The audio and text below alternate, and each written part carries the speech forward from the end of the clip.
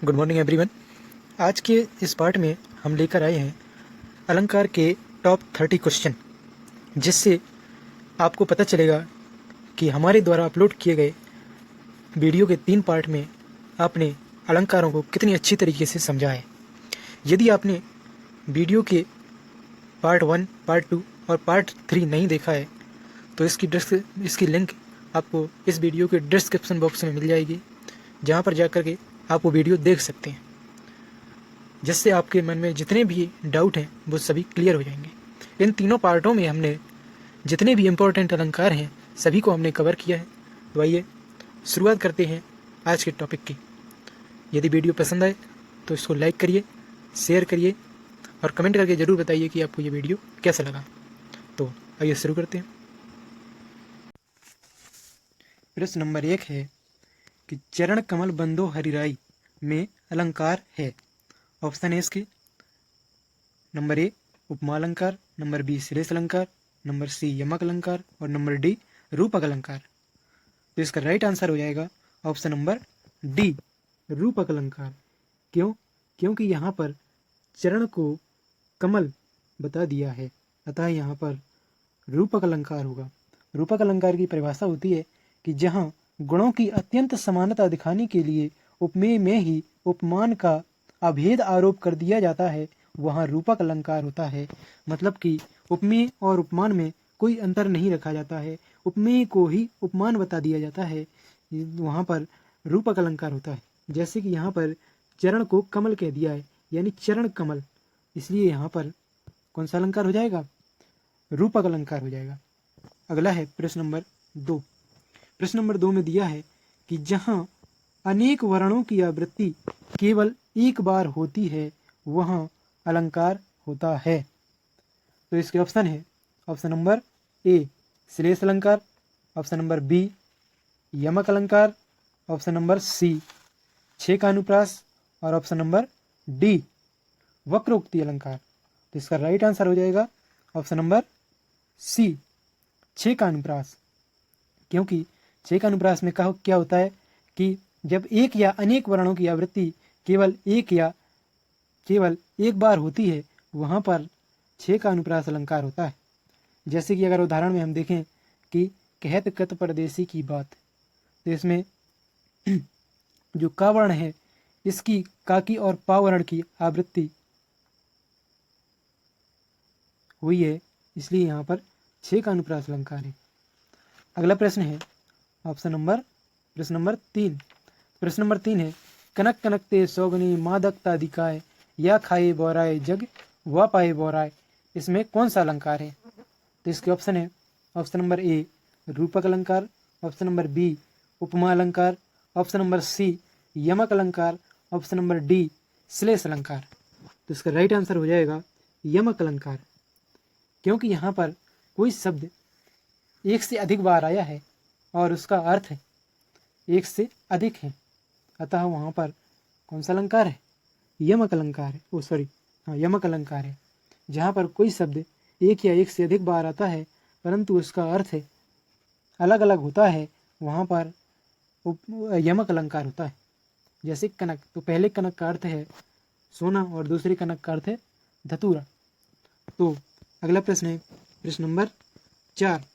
प्रश्न नंबर 4 दिया है कि देखो दो दो मेघ बरसते मैं प्यासी की प्यासी, पंक्तियों में कौन सा अलंकार है?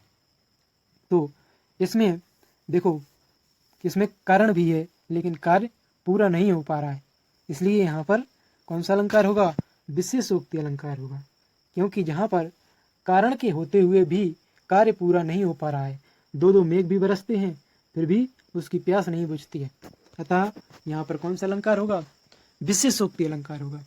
अगला प्रश्न है प्रश्न नंबर 5।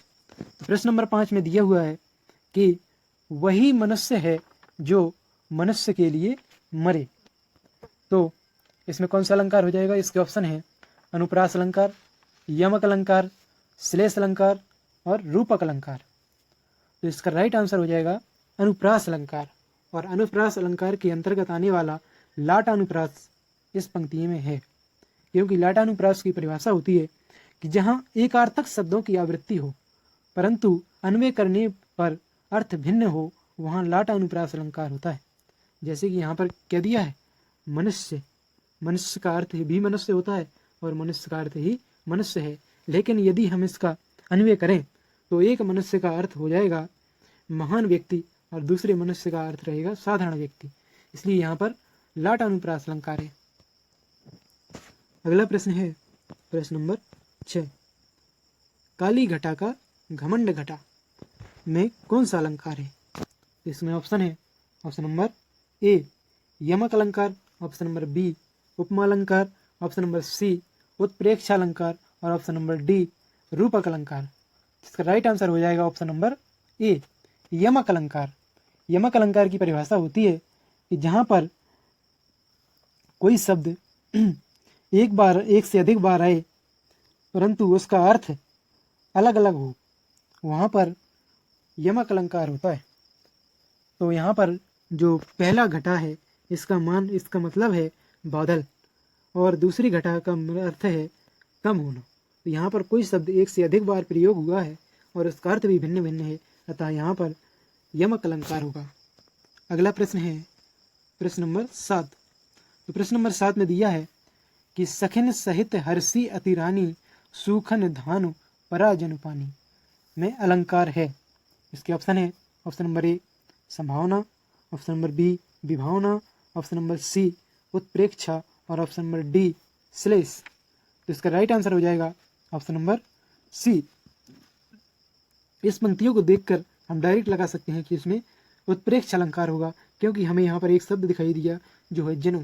तो जहाँ पर मनो मानो जनो जनो इत्यादि शब्द आते हैं वहाँ पर उत्प्रेक्ष अलंकार होता है। तो अगला प्रश्न है प्रश्न नंबर 8 है, चिरजीवो जोरी जोरे क्यों न स्नेह गंभीर को घटिए वृष भानुजा वे हल्लर के वीर। तो इसमें ऑप्शन है, ऑप्शन नंबर ए यमक अलंकार, ऑप्शन नंबर बी रूपक अलंकार, ऑप्शन नंबर सी उत्प्रेक्ष अलंकार और ऑप्शन नंबर डी उदाहरण अलंकार। तो जिसका राइट आंसर है वो होगा श्लेष अलंकार। कौन सा अलंकार? श्लेष। इसका राइट आंसर हो जाएगा श्लेष अलंकार, क्योंकि जहाँ पर कोई शब्द एक बार आता है और उसका अर्थ एक से अधिक होते हैं तो वहाँ पर श्लेष अलंकार होता है। यहाँ पर दिया हुआ हलधर, तो हलधर शब्द यहाँ पर एक बार प्रयोग हुआ है लेकिन इसके अर्थ अलग अलग हैं। जैसे कि हलधर का एक अर्थ होता है भगवान श्री कृष्ण के भाई बलराम, वो भी हल लिए रहते थे, और दूसरा अर्थ होता है हलधर जो हल से हम खेत जोतते हैं यानी कि हमारे बैल। इसी प्रकार से इसमें एक शब्द और दिया है वृष भानुजा, तो इसके भी दो अर्थ होते हैं, एक होता है वृष भान की पुत्री यानी कि राधा जी, और दूसरा अर्थ होता है वृष यानी बैल की पुत्री यानी गाय माँ।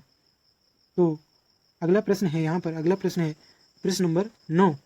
प्रश्न नंबर 9 में दिया है तरनी तनुजा तट तमाल तरुवर बहु छाए में अलंकार है, जिसमें ऑप्शन है, ऑप्शन नंबर ए अनुप्रास अलंकार, ऑप्शन नंबर बी यमक अलंकार, ऑप्शन नंबर सी उत्प्रेक्ष अलंकार, ऑप्शन नंबर डी उपमा अलंकार। तो जहाँ पर कोई वर्ण या अक्षर एक से अधिक बार आए वहाँ पर अनुप्रास अलंकार होता है। तो इसका राइट आंसर हो जाएगा ऑप्शन नंबर ए अनुप्रास अलंकार। यहाँ पर ता एक से अधिक बार आया है इसलिए यहाँ पर अनुप्रास अलंकार होगा। अगला प्रश्न है प्रश्न नंबर 10। तो प्रश्न नंबर 10 में दिया है कि मखमल के झूले पड़े हाथी सा टीला में अलंकार है। तो इसके ऑप्शन है, ऑप्शन नंबर ए रूपक अलंकार, ऑप्शन नंबर बी यमक अलंकार, ऑप्शन नंबर सी उत्प्रेक्ष अलंकार, ऑप्शन नंबर डी उल्लेख। तो यहाँ पर हमें एक शब्द दिखाई दिया सा, तो सी सा सरिस आदि शब्द जहाँ पर दिखाई देते हैं वहाँ पर कौन सा अलंकार होता है? उपमा अलंकार होता है। वहाँ पर होता है उपमा अलंकार। इसमें उपमा अलंकार टाइप नहीं हुआ है, तो इसमें इसका जो राइट आंसर हो जाएगा वो हो जाएगा उपमा अलंकार। अगला प्रश्न है प्रश्न नंबर 11। प्रश्न नंबर 11 में दिया हुआ है कि बांधा था विधु को किसने इन काली जंजीरों से, मणि वाले फड़ियों का मुख क्यों भरा हुआ है हीरों से। तो निम्न में से इसमें से कौन सा अलंकार होगा? ऑप्शन है इसके, ऑप्शन नंबर ए रूपक अलंकार, ऑप्शन नंबर बी अतिशयोक्ति अलंकार, ऑप्शन नंबर सी श्लेष अलंकार, ऑप्शन नंबर डी विरोधाभास अलंकार। इसका राइट आंसर हो जाएगा ऑप्शन नंबर बी क्योंकि जहाँ पर किसी वस्तु का इतना अधिक बढ़ा चढ़ाकर वर्णन किया जाए कि लोक मर्यादा का अतिक्रमण हो जाए, वहाँ पर अतिशयोक्ति अलंकार होता है। तो यहाँ पर देखो, बांधा था विदु को किसने, विदु का मतलब होता है चंद्रमा। तो चंद्रमा को कोई बांध सकता है कि काली जंजीरों से, तो मतलब ये तो क्या हो गई, इसको बहुत ही बढ़ा चढ़ाकर वर्णन किया गया है, इसलिए यहाँ पर अतिशयोक्ति अलंकार होगा। अगला प्रश्न है प्रश्न नंबर 11। तो प्रश्न नंबर 11 दिया है प्रश्न नंबर 11 है कि ज्यों ज्यों बूढ़े श्याम रंग त्यों त्यों उज्ज्वल हुए में कौन सा अलंकार है। तो इसके ऑप्शन है, ऑप्शन नंबर ए उत्प्रेक्ष अलंकार, ऑप्शन नंबर बी विरोधाभास अलंकार, ऑप्शन नंबर सी उपमा अलंकार, ऑप्शन नंबर डी यमक अलंकार। इसका राइट आंसर हो जाएगा ऑप्शन नंबर बी विरोधाभास अलंकार, क्योंकि जहाँ वास्तव में विरोध ना होते हुए भी विरोध का आभास हो, वहाँ पर विरोधाभास अलंकार होता है। देखो, ज्यों ज्यों बूढ़े श्याम रंग, मतलब कि वो श्याम रंग में डूब रहा है, मतलब कोई व्यक्ति यदि काले रंग में डूबेगा तो उज्जवल कैसे हो सकता है। लेकिन यहाँ पर बात ये नहीं कही गई, बात श्री कृष्ण के रंग में डूबने की, मतलब कि जो भगवान की भक्ति में डूबता जाता है उसका और उत्थान होता जाता है, मतलब और चमकता जाता है। इसलिए यहाँ पर कौन सा अलंकार है, विरोधाभास अलंकार है, क्योंकि यहाँ पर वास्तविक विरोध नहीं है लेकिन विरोध का आभास हो रहा है। अगला प्रश्न है प्रश्न नंबर 13 कि हनुमान की पूंछ में लगन न पाई आग, सारी लंका जल गई गए निशाचर भाग। तो यहाँ पर इसके ऑप्शन है श्लेष अलंकार, रूपक अलंकार, अतिशयोक्ति अलंकार, विरोधाभास अलंकार। इसका राइट आंसर हो जाएगा ऑप्शन नंबर सी अतिशयोक्ति अलंकार, क्योंकि ऐसा कैसे हो सकता है कि हनुमान जी की पूंछ में आग लग नहीं पाई, इस सारी की सारी लंका जल गई और सबके सब निशाचर भाग गए। मतलब कि यहाँ पर क्या किया गया है, बढ़ा चढ़ाकर वर्णन किया गया है, इसलिए यहाँ पर अतिशयोक्ति अलंकार होगा। अगला प्रश्न है प्रश्न नंबर 14। प्रश्न नंबर 14 है कि उषा सुनहरे तीर बरसाती में अलंकार है। तो इसके ऑप्शन है, ऑप्शन नंबर ए मानवीकरण अलंकार, ऑप्शन नंबर बी दृष्टांत अलंकार, ऑप्शन नंबर सी संदेह अलंकार, ऑप्शन नंबर डी विरोधाभास अलंकार। तो इसका राइट आंसर हो जाएगा ऑप्शन नंबर ए मानवीकरण अलंकार। क्यों, क्योंकि जहाँ जड़ और चेतन पदार्थों को मनुष्य की तरह क्रिया करते हुए दिखाया जाता है वहाँ मानवीकरण अलंकार होता है। तो यहाँ पर जो ये शब्द दिया है उषा, तो ये किसी मनुष्य का नाम नहीं है, बल्कि यहाँ पर जो उषा शब्द दिया है उसका अर्थ है कि जो सूर्य उदय के टाइम की जो लाल ललिमा युक्त जो धूप निकलती है उसको उषा कहते हैं। तो वो क्या तीर बरसा सकती है, नहीं बरसा सकती, अर्थात तीर कौन बरसाता है, मनुष्य बरसाता है। लेकिन वहाँ पर जो ये प्राकृतिक जो ये प्रकृति है उसका रोपण मनुष्य की तरह किया, मतलब कि जो प्राकृतिक पदार्थ हैं इनको मनुष्य की तरह क्रिया करते हुए दिखाया गया है, इसलिए यहाँ पर मानवीकरण अलंकार है। अगला प्रश्न है प्रश्न नंबर 15। प्रश्न नंबर 15 में दिया है कि वास्तविक विरोध ना होने पर भी विरोध का आभास किस अलंकार में होता है। तो अभी अभी हमने पढ़ा था, तो इसके ऑप्शन है, ऑप्शन नंबर ए उपमा अलंकार, ऑप्शन नंबर बी अनुप्रास, ऑप्शन नंबर सी विरोधाभास, ऑप्शन नंबर डी रूपक। तो इसका राइट आंसर हो जाएगा ऑप्शन नंबर सी विरोधाभास, क्योंकि जहाँ वास्तविक विरोध ना होने पर भी विरोध का आभास होता है वहाँ पर विरोधाभास अलंकार होता है। जैसे कि इसका एक और उदाहरण देख लेते हैं कि या अनुरागी चित्त की गति समझे नहीं कोई, ज्यों ज्यों बूढ़े श्याम रंग त्यों त्यों उज्जवल होए। तो मतलब तो यहाँ पर कौन सा अलंकार हो जाएगा, विरोधाभास अलंकार। तो प्रश्न नंबर 16 में दिया है कि बिनु पग चले सुने बिनु काना और कर बिनु कर्म करे विधुनाना में अलंकार है। तो इसके ऑप्शन दिए हैं, ऑप्शन नंबर ए विषम, ऑप्शन नंबर बी विभावना, ऑप्शन नंबर सी तद्गुण और ऑप्शन नंबर डी असंगति। तो इसका राइट आंसर हो जाएगा ऑप्शन नंबर बी विभावना अलंकार। क्यों, क्योंकि जहाँ किसी कारण के बिना ही कार्य के होने का वर्णन हो वहाँ विभावना अलंकार है। मतलब कि कोई यहाँ पर कारण भी नहीं है लेकिन कार्य हो रहा है, बिना पैरों के वो चल रहा है, बिना कानों के सुन रहा है और बिना हाथों के कई प्रकार से कार्य कर रहा है। तो मतलब कारण भी नहीं है लेकिन फिर भी कार्य हो रहा है, इसलिए यहाँ पर कौन सा अलंकार हो जाएगा, विभावना अलंकार हो जाएगा। अगला प्रश्न है प्रश्न नंबर 17। तो प्रश्न नंबर 17 दिया है कि खिले हजारों चांद तुम्हारे नैनों के आकाश में कौन सा अलंकार है। तो इसके ऑप्शन है यमक अलंकार, ऑप्शन नंबर बी श्लेष अलंकार, ऑप्शन नंबर सी रूपक अलंकार, ऑप्शन नंबर डी उपमा अलंकार। तो इसका राइट आंसर हो जाएगा ऑप्शन नंबर सी रूपक अलंकार, क्योंकि यहाँ पर नैनो का आकाश बता दिया है। नैनो का क्या बता दिया है? आकाश बता दिया है। मतलब कि उपमेय और उपमान में कोई भी भेद नहीं रखा है।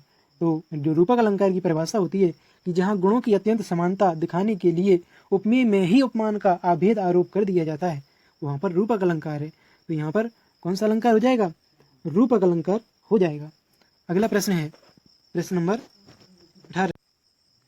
प्रश्न नंबर 18 है कि जहाँ सादृश्य के कारण उपमेय में उपमान का भ्रम होता है वहाँ अलंकार होता है। तो इसके ऑप्शन है ऑप्शन नंबर ए भ्रांतिमान, ऑप्शन नंबर बी दृष्टांत, ऑप्शन नंबर सी उत्प्रेक्षा, ऑप्शन नंबर डी अन्योक्ति। तो इसका राइट आंसर हो जाएगा ऑप्शन नंबर ए भ्रांतिमान अलंकार। अगला प्रश्न है प्रश्न नंबर 19। प्रश्न नंबर 19 है कि समान धर्म के आधार पर जहाँ किसी वस्तु की समानता या तुलना किसी दूसरी वस्तु से की जाए वहाँ पर अलंकार होता है। तो वहाँ इसके ऑप्शन है ऑप्शन नंबर ए अनुप्रास अलंकार, ऑप्शन नंबर बी उपमा, ऑप्शन नंबर सी श्लेष, ऑप्शन नंबर डी रूपक। इसका राइट आंसर हो जाएगा ऑप्शन नंबर बी उपमा अलंकार। अगला प्रश्न है प्रश्न नंबर 20। प्रश्न नंबर 20 में दिया है कि जहाँ कोई शब्द एक बार प्रयुक्त हो किंतु प्रसंग भेद से उसके अर्थ एक से अधिक हो। यहाँ पर गलती से टाइप हो गया, यहाँ पर क्या होना चाहिए? भेद होना चाहिए। भेद से उसका अर्थ एक से अधिक हो वहाँ पर अलंकार होता है। तो इसके ऑप्शन है श्लेष अलंकार, यमक अलंकार, रूपक अलंकार, उत्प्रेक्षा अलंकार। तो इसका राइट आंसर हो जाएगा ऑप्शन नंबर ए श्लेष अलंकार। जहाँ पर कोई शब्द एक बार आए परंतु प्रासंगिक भेद से उसके अर्थ एक से अधिक हो वहाँ पर श्लेष अलंकार होता है। अगला प्रश्न प्रश्न नंबर 21। तो प्रश्न नंबर 21 है कि जहाँ जड़ और चेतन पदार्थों को मनुष्य की तरह क्रिया करते हुए दिखाया जाता है वहाँ पर अलंकार होता है। इसके ऑप्शन है यमक अलंकार, अन्योक्ति अलंकार, भ्रांतिमान अलंकार और मानवीकरण अलंकार। इसका राइट आंसर हो जाएगा ऑप्शन नंबर डी मानवीकरण अलंकार। अगला प्रश्न है प्रश्न नंबर 22। प्रश्न नंबर 22 है कि जहाँ किसी बात को प्रत्यक्ष न कहकर अप्रत्यक्ष रूप से कहते हैं वहाँ पर अलंकार होता है। तो इसके ऑप्शन है ऑप्शन नंबर ए अतिशयोक्ति अलंकार, ऑप्शन नंबर बी अन्योक्ति अलंकार, ऑप्शन नंबर बी में दिया है ऑप्शन नंबर सी संदेह यहाँ पर संदेह होगा, संदेह अलंकार, ऑप्शन नंबर डी पुनरोक्ति प्रकाश अलंकार। इसका राइट आंसर होगा ऑप्शन नंबर। तो जहाँ पर किसी उक्ति के माध्यम से किसी अन्य व्यक्ति को बात कही जाती है तो वहाँ पर अन्योक्ति अलंकार होता है। जैसे कि महाकवि बिहारी जी ने भंवरे को आधार बनाकर राजा जयसिंह को उनको अपने कर्तव्य के प्रति सचेत कराया था, ये पंक्ति बोल करके कि नहीं पराग नहीं मधुर मधु नहीं विकास ही काल अली कली सो बांधियो आगे कौन हवाल। तो इसका राइट आंसर है ऑप्शन नंबर बी अन्योक्ति अलंकार। तो अगला प्रश्न है प्रश्न नंबर 23। प्रश्न नंबर 23 है कि राधा का मुख चंद्र पंक्ति में अलंकार है। ऑप्शन है उपमा, संकर, रूपक, यमक। तो इसका राइट आंसर हो जाएगा ऑप्शन नंबर सी रूपक अलंकार, क्योंकि यहाँ पर उपमेय और उपमान में कोई भी फर्क नहीं रखा गया है। सीधे सीधे बोल दिया है कि राधा का मुख क्या है? चंद्र है। मतलब कि उपमेय और उपमान में जहाँ कर अभेद मतलब उपमेय और उपमान में कोई भी भेद न रह जाए तो वहाँ पर कौन सा अलंकार होता है? रूपक अलंकार होता है। यहाँ पर राधा का मुख चंद्र मतलब कि मुख को ही चंद्र कह दिया गया है, इसलिए यहाँ पर रूपक अलंकार है। अगला प्रश्न है प्रश्न नंबर 24 कि पूत कपूत तो क्यों धन संचय और पूत कपूत तो क्यों धन संचय, इस पंक्ति में कौन सा अलंकार है? तो इस पंक्ति में अलंकार हो जाए, इसके ऑप्शन है छेक अनुप्रास, वृत्ति अनुप्रास, लाट अनुप्रास और इनमें से कोई नहीं। इसका राइट आंसर हो जाएगा ऑप्शन नंबर सी लाट अनुप्रास, क्योंकि जहाँ पर एक अर्थक शब्दों की आवृत्ति हो परंतु अन्वय करने पर अर्थ भिन्न भिन्न हो वहाँ पर लाट अनुप्रास अलंकार होता है। तो जो ये पंक्ति दी है इसमें जो प्रथम पंक्ति है और द्वितीय पंक्ति है दोनों पंक्ति में एक ही अर्थ वाले शब्द की आवृत्ति हो रही है, किंतु यदि अन्वय किया जाए तो उसका अर्थ बदल जाता है। क्योंकि यदि पुत्र सपूत हो तो धन से एकत्रित करने की कोई आवश्यकता नहीं है, क्योंकि वह तो स्वयं ही कमा लेता है, और यदि पुत्र कपूत हो तो भी धन संचय करने की कोई आवश्यकता नहीं है, क्योंकि वह तो सारे धन को नष्ट कर देगा। इसलिए यहाँ पर कौन सा अलंकार हो जाएगा? लाट अनुप्रास अलंकार हो जाएगा। अगला प्रश्न है प्रश्न नंबर 25। प्रश्न नंबर 25 में दिया है कि उपमा अलंकार के भेद हैं। तो इसमें ऑप्शन दिए हैं ऑप्शन नंबर ए पूर्ण उपमा, लुप्त उपमा, उपयुक्त दोनों, इनमें से कोई नहीं। तो इसके ऑप्शन नंबर ए और ऑप्शन नंबर बी दोनों ही उपमा अलंकार के भेद होते हैं, इसलिए इसका राइट आंसर हो जाएगा option number C option number C इसका राइट आंसर हो जाएगा। अगला प्रश्न है प्रश्न नंबर 26। प्रश्न नंबर 26 है कि दीप सा मन जल चुका है, इस पंक्ति में वाचक शब्द है। तो इसमें हमें क्या बताना है कि इसमें वाचक शब्द कौन सा है। तो जो वाचक शब्द होता है वो क्या होता है, वाचक शब्द होता है जो उपमेय तथा उपमान की समानता बताने वाला शब्द होता है, वो क्या कहलाता है, वाचक शब्द कहलाता है। तो इसमें जो वाचक शब्द है वो क्या है, इसका राइट आंसर हो जाएगा, इसके ऑप्शन है दीप, मन, सा और जल चुका। तो जो यहाँ पर राइट आंसर हो जाएगा उसका option number C right answer हो जाएगा। मतलब इसका राइट आंसर हो जाएगा सा, क्योंकि उपमेय तथा उपमान की समानता बताने वाला जो शब्द है वो क्या कहलाता है, वाचक शब्द कहलाता है। तो अगला प्रश्न है प्रश्न नंबर 27। प्रश्न नंबर 27 है हरिमुख मानो मधुर मयंक। तो इसका राइट आंसर है उपमा अलंकार, संदेह इसके ऑप्शन है उपमा, संदेह, उत्प्रेक्षा, प्रतीप। तो इसका राइट आंसर हो जाएगा ऑप्शन नंबर सी, क्योंकि जहाँ पर मनो मानो जनो जानो इत्यादि शब्द यदि दिखाई दे जाए तो वहाँ पर कौन सा अलंकार हो जाता है, उत्प्रेक्षा अलंकार हो जाता है। अगला प्रश्न है हाय फूल सी कोमल बच्ची में कौन सा अलंकार है। तो जहाँ पर शीर्ष श्रेष्ठ समान जैसे शब्द आते हैं वहाँ पर कौन सा तो वहाँ पर कौन सा अलंकार होता है, उपमा अलंकार होता है। लेकिन इसमें उपमा अलंकार ऑप्शन में नहीं दिया है, ऑप्शन है इसके लुप्त उपमा, यमक अलंकार, पूर्ण उपमा और माल उपमा। क्योंकि इसमें जो ये शब्द दिए, जो ये पंक्ति दी है, इसमें जो उपमा अलंकार के 4 भेद हैं वो सभी के सभी है। मतलब कि जो बच्ची है वो उपमेय है, और जो फूल है वो उपमान है, और जो सी है वो यहाँ पर जो सी है वो हो जाएगा वाचक शब्द, और जो कोमल है वो हो जाएगा साधारण धर्म। इसलिए यहाँ पर उपमा अलंकार के चारों जो अंग हैं वो इसमें मौजूद है, इसलिए यहाँ पर इसका राइट आंसर हो जाएगा ऑप्शन नंबर सी, पूर्ण उपमा। अगला प्रश्न है कि को तुम, फिर आगे लिखा है ये तो आए कहाँ, फिर घनश्याम है, तो कितु बरसो उपयुक्त पंक्ति में कौन सा अलंकार है। तो जहाँ पर कोई बात का जानबूझ करके अर्थ का अनर्थ निकाला जाए, मतलब कि कहा कुछ जाए और सुनने वाला कुछ और कहे मान जाए, तो वहाँ पर कौन सा अलंकार हो जाएगा, वक्रोक्ति अलंकार हो जाएगा। तो वक्रोक्ति अलंकार हो जाएगा। तो जैसे कि इसका अर्थ हो जाएगा कि राधा जी को बाहर से श्री कृष्ण भगवान दरवाजे पर नॉक करते हैं, तो पूछते हैं कौन हो तुम, तो वो और पूछते हैं कि यहाँ पर क्यों आए हो, यहाँ कहाँ आ गए, तो वो भगवान श्री कृष्ण कहते हैं कि घनश्याम है। लेकिन तो राधा जी यहाँ पर घनश्याम का अर्थ बादल लगाती हैं जानबूझकर, तो वो कहती हैं कि कहीं और जाकर बरसो। तो मतलब यहाँ पर कि किसी को एक आशय से मतलब कि जहाँ पर बात किसी एक आशय से कही जाए और सुनने वाला उसे भिन्न यानी दूसरा अर्थ लगा दे, तो वहाँ पर वक्रोक्ति अलंकार होता है। वक्रोक्ति अलंकार के बारे में एक दोहा भी प्रचलित है कि कैसो सूधी बात में बर्तन टेढ़ो भाव, वक्रोक्ति तासो कहे सही सभे कबीराय। अगला प्रश्न है प्रश्न नंबर 30। तो प्रश्न नंबर 30 दिया है कि कबीरा सोई पीर है, जे पाने पर जे जाने पर पीर, जो पर पीर ना जाने सो काफिर बेपीर। उपयुक्त पंक्ति में कौन सा अलंकार है। तो इसमें ऑप्शन है यमक अलंकार, रूपक अलंकार, पुनरुक्ति प्रकाश अलंकार और श्लेष अलंकार। तो यहाँ पर कोई शब्द एक से अधिक बार आए और उसका अर्थ अलग अलग निकलता हो तो वहाँ पर यमक अलंकार होता है। यहाँ पर पीर और पीर 2 शब्द आए हैं।